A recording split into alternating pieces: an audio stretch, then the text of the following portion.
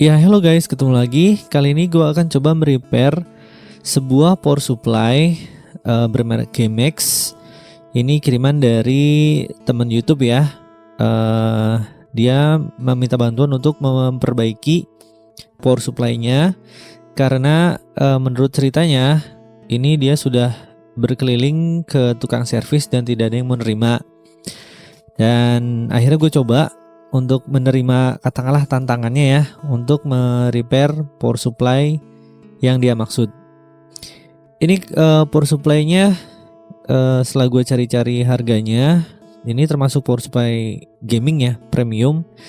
Jadi harganya lumayan. Jadi sayang banget kalau misalkan nggak bisa terpakai ya. Apalagi menurut si yang punyanya ini dia masih baru. Cuman mungkin salah nyolokin atau bagaimana dia konslet mati dan nggak bisa digunain. Nah ini sayang banget kalau nggak dipakai ya, kalau nggak dibenerin. Let's check it out di sini spesifikasinya. Ini kotaknya aja bagus. Biasa begini ya, apa namanya, power supply gaming, PC gaming. Ya ini dalamannya, dan ada buku panduan manual dan garansinya. Oke, sebelum itu gue pengen tahu kerusakannya di mana dengan cara mengetesnya dulu. Biasanya gue mengetesnya, yang pertama kali gue cek adalah voltase 5 volt standby yang ada di kabel ungu, kabel warna ungu. Terus gue siapin jumperan untuk menyalakan power supply-nya. Yang kabel hijau dijumper ke kabel hitam supaya power supply menyala. Harusnya menyala. Ini dari paper clip, dari klip kertas. Kita coba dulu cek. Iya, mana tadi? Nah ini dia. Susah masuknya ya. Ini kita jumper hijau dengan hitam. Yes, dan hasilnya kipasnya nggak mau nyala ya. Oke, kipas tidak berputar, berarti tidak ada power yang keluar. Oke, sebelumnya kita bongkar dulu deh. Apakah ada yang terbakar di dalamnya? Nanti setelah kita bongkar, lihat isinya, baru kita cek power standby-nya yang sebelumnya gue bicarain ya. Kita buka dulu isinya seperti apa.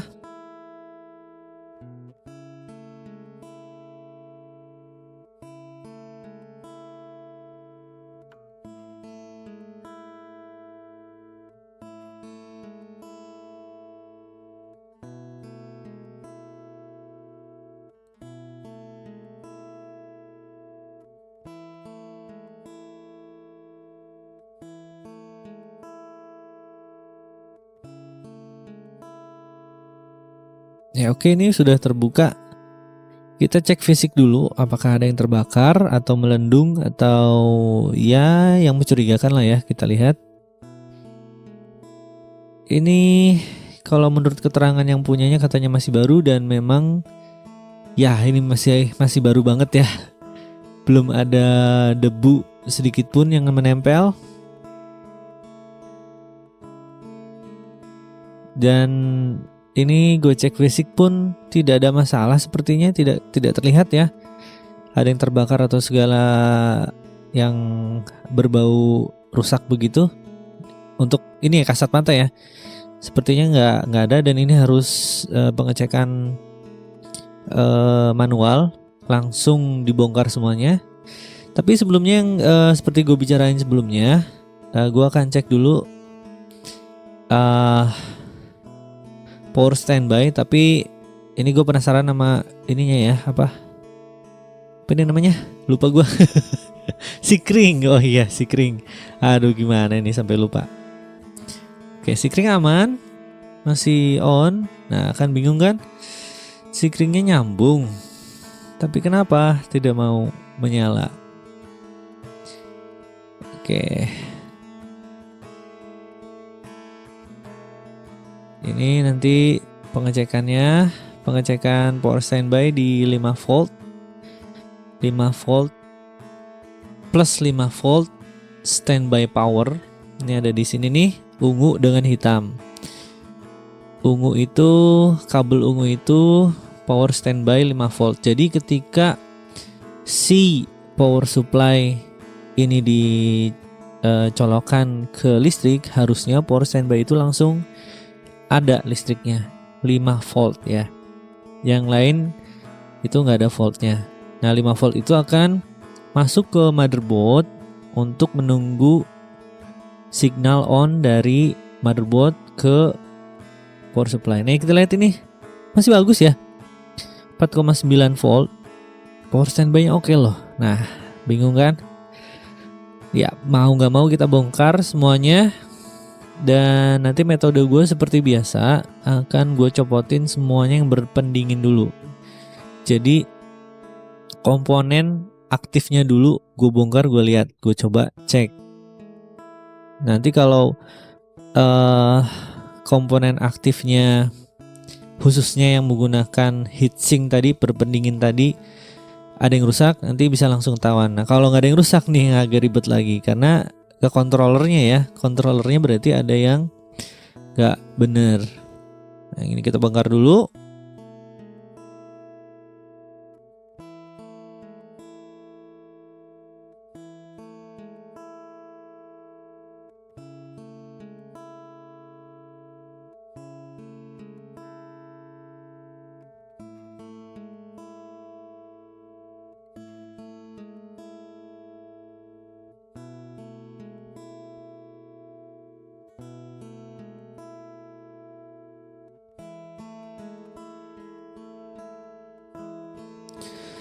Oke, ini gue copot yang bagian depan dulu.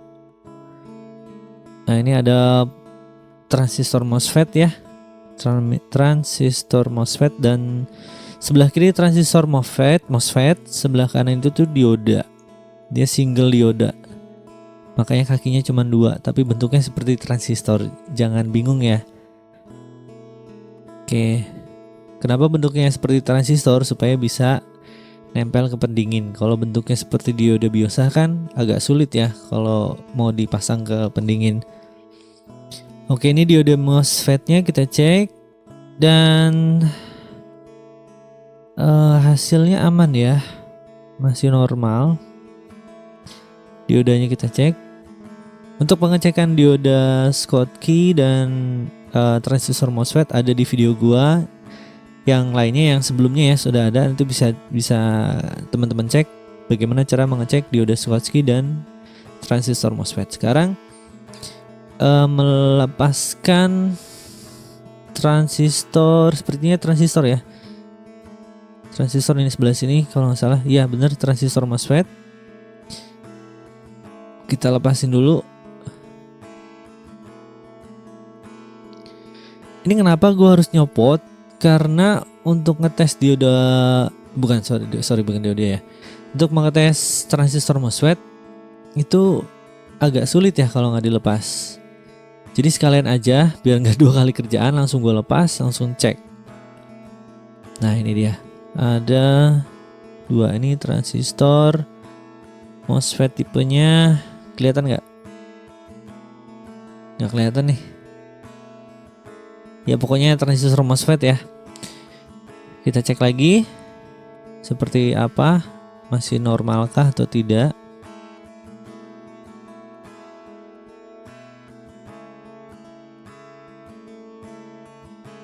Ya. Oke.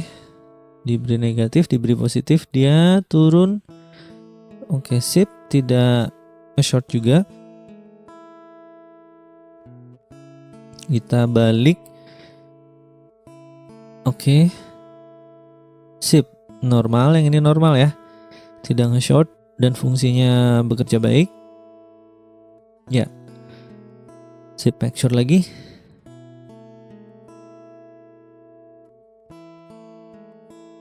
Oke, yang ini aman, yang sebelah kiri. Kita coba cek yang sebelah kanan. Oke, kita kasih positif gate-nya, dia turun. Kita coba balik.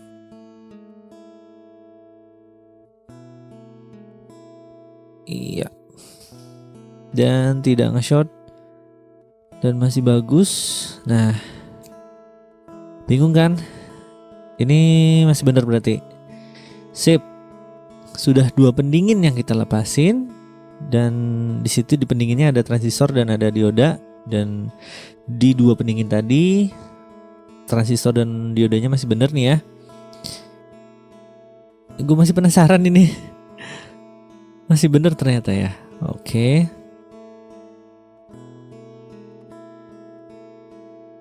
Iya. Oke lah, gue yakin ini masih benar nih 2 ini ya. Kita tinggalin. Terus kita lepasin lagi bukan salah satu. Terakhir ini pendingin yang terakhir. Di situ ini berarti karena di belakang setelah trafo itu berarti semuanya dioda Schottky. Kita coba lepasin dulu ya.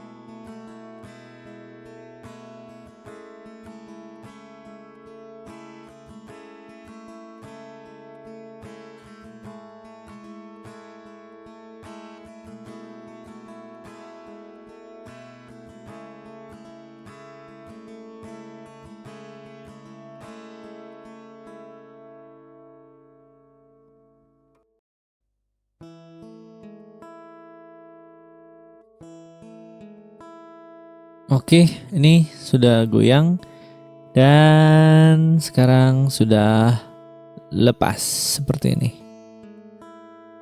Oke, ini ada 4 ya dioda Schottky-nya. Cuman beda ampernya saja. Di sini ada MOSFET mereknya dan sebelahnya lagi ada sama juga MOSFET, cuman beda ampere.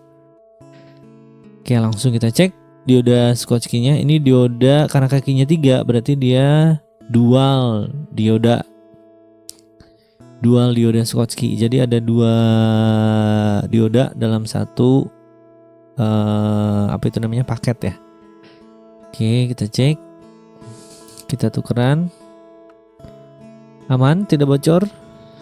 Sebelahnya nggak bocor dan aman. Belakangnya sebelah kiri. Oke, kita balik. Tidak bocor juga. Sip. Sebelahnya tidak bocor.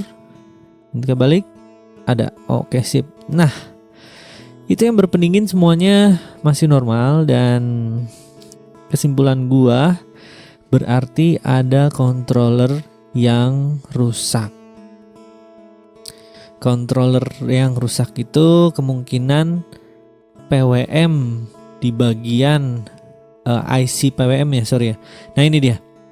Ada IC regulator yang paling belakang, ada IC switching buat plus 5 volt standby, dan ada IC switching utama untuk yang power utama yang 12 volt, 3,3 dan 5 volt yang ampernya lebih besar. Nah ini gue curiga di sini. Dan setelah gue cek memang dia nge-short. Nah ini nih, bagian ini dia IC switching untuk power utama ya. Dan setelah gue cek, hasilnya seperti ini. Setelah gue lepas ya, dia nge-short di bagian ini. Nah, ini dia. Kaki nomor 2 itu VCC, Fault Input. Dan kaki nomor 5 itu GND atau negatif. Dan itu nge-short. Nah, ini barangnya CM6805BSX. Dan ini barangnya tidak ada di Indonesia ya. Harus inden sekitar 12 harian. Nah, itu kaki nomor 2 dan 5 itu nge-short. Itu kita coba cek lagi. Nah, ini dia yang rusak, yang udah gue lepas.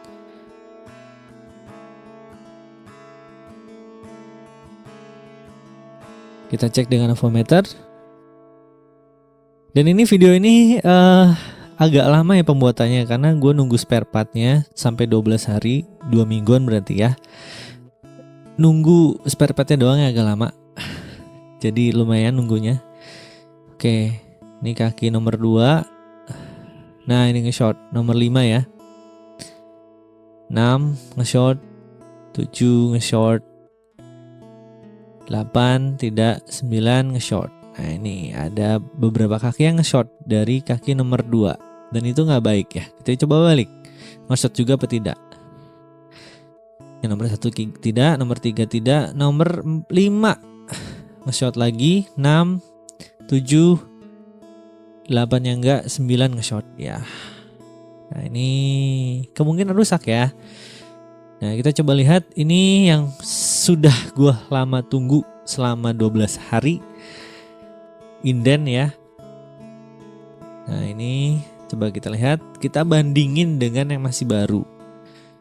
Masa sih yang baru udah rusak gitu kan? Gak mungkin lah ya. Nggak, kalau ori nggak mungkin. Kalau KW mungkin ya, rusak juga awal beli ya. Oke, kita cek kaki nomor 2 lah, kaki dengan nomor 1.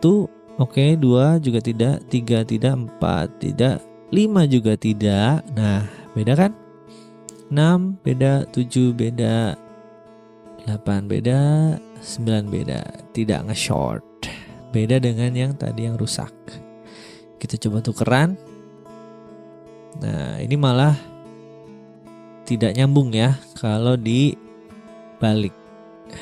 Oke, ini sudah dapat kesimpulannya bahwa yang rusak memang benar IC PWM si bagian power utama. Nah, ini dia. Oke, karena udah ketahuan, langsung aja kita pasang yang IC PWM yang baru. Langsung setelah dipasang kita cek apa yang terjadi, saudara-saudara.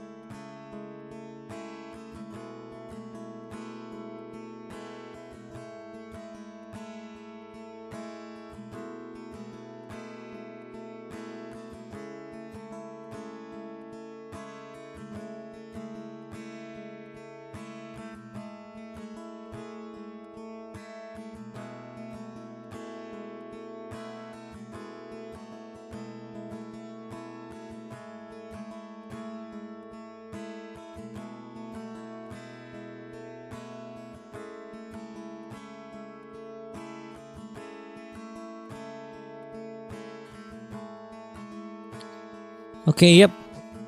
Ini sudah terpasang IC yang barunya. IC penggantinya sudah dipasang.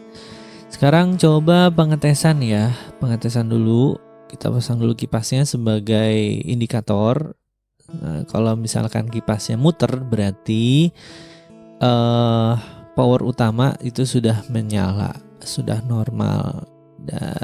Normal apa enggaknya kita lihat dulu, cek satu-satu ya voltase yang di power utama. Maksudnya power utama itu yang selain plus 5 volt standby. Itu maksudnya. Oke, ini gue lagi proses nyolokin dulu. Sudah dicolokin. Kemudian kita jumper kabel hijau dengan kabel hitam. Apa yang terjadi? Oke, sebentar ini gak mau masuk ya. Oke, sebentar. Jumperannya agak sulit dimasukin nih karena ininya soketnya kecil banget lubangnya. Nah, sip. Ini sudah menyala. Bukan menyala ya, muter kipasnya. Nah, ini sudah di jumper, sudah berhasil masuk jumperannya. Dan untuk make sure apakah power supply ini normal lagi atau tidak, kita cek output voltase di masing-masing kabel yang berwarna ya. Ya hitam juga warna sih. Oke, kita sebut aja yang hitam itu ground dan kabel yang berwarna terang itu adalah powernya. Kita coba lihat. Sekarang kabel warna apa dulu ya? Sebentar, ini megangnya agak susah. Gua akalin dulu tangan guanya ya. Oke, gue coba yang di sini sebagai negatifnya. Apa pindah aja kali? Sebentar. Oke, positioning dulu jarinya. Oke, biar kelihatan juga di video ya. Ini kabel warna merah. Harusnya yang keluar itu plus 5 volt. Kabel warna merah harusnya plus 5 volt. Oke, sip. Yang kabel ungu harusnya negatif 12 volt. 11,6 itu masih range-nya masih bagus. Yang kuning, oranye itu 3,3 volt. Oke, masih bagus juga. Kita balik dulu, putar dulu si konektornya. Oke, sebentar gue lagi arrange tangan gue dulu supaya nggak lepas. Nah, ini 3,3 itu yang oranye juga harusnya ya. Nah, ini yang warna kuning itu 11,7 masih bagus. Sorry nggak in frame di video ya, nggak kelihatan gue nyolok yang mana. Sorry banget. Ini di luar kontrol. Oke, ini udah kesimpulannya bagus aja deh ya. Gak masuk ke frame videonya, nggak kelihatan tadi yang ngecek yang lainnya. Nanti gue akan coba bikin lagi di terakhir sebelum gue kirim ke yang punya. Nah, ini gue lepas dulu semuanya. Ini sementara doang, gue jumper pakai kabel colokan ya ke 220 volt. Lepasin semua, kemudian pasang lagi ke casingnya dan kita lihat voltase outputnya. Cek sekali lagi dan make sure sekali lagi sebelum gue kirim balik ke yang punya. Oke.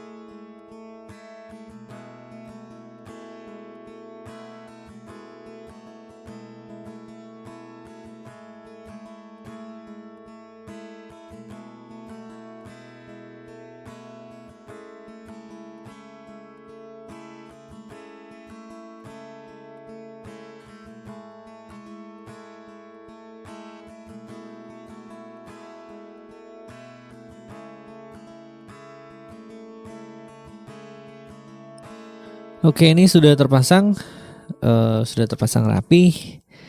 Dan sekarang saatnya pengetesan terakhir ya. Output dari semua kabel powernya. Kita colokin dulu power ininya, power 220 voltnya ke listrik rumah. Kita nyalain switchnya, kemudian kita jumper si kabel warna hijau dengan kabel warna hitam. Mana nih jumperannya nih? Ah, ini dia ketemu. Oke, kita colokin warna hijau dengan warna hitam. Dan yes, berputar si kipasnya. Dan kita cek menggunakan avometer. Sebentar. Itu tadi bunyi ya. Si apa tuh namanya? Ada kabel yang nempel di kipas. Bunyinya tek kayak gitu ya. Ketek dong. Oke. Kita rapiin dulu. Nah, udah gak bunyi. Masih bunyi sedikit ya. Oke. Masa gue bongkar lagi ya. Gue sodok aja deh ya. Gue selipin di itu di antara kabel yang lain. Oke, gue rasa udah aman. Kita colokin lagi, kita nyalain lagi. Dan kita jumper lagi warna hijau dengan warna hitam. Dan si kipas berputar. Kenapa gak mau berputar? Mana tadi jumperannya? Oke, sebentar. Hijau dan hitam. Cet, nyala dia. Oke, sekarang avometer mana avometer?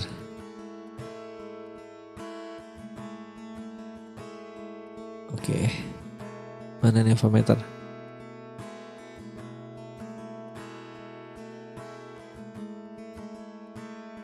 Ya, ini dia.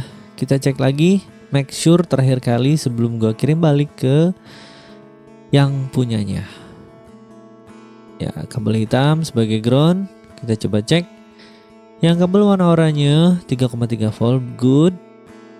Yang warna merah dia 5 volt harusnya. Ya, ini 5 volt. Ini juga harusnya 5 volt merah. Kemudian situ ada abu-abu 5 volt, itu power good. Dan ungu itu 5 volt juga. Kuning 12 volt. Sip, masih di range yang aman ya. Oranye 3,3 volt. Kemudian yang warna biru itu minus 12 volt harusnya. Oke, masih di batas aman. Dan segitu aja guys, thank you for watching. Terima kasih udah nonton. Jangan lupa like, share, komen, dan subscribe-nya. Thank you, bye-bye.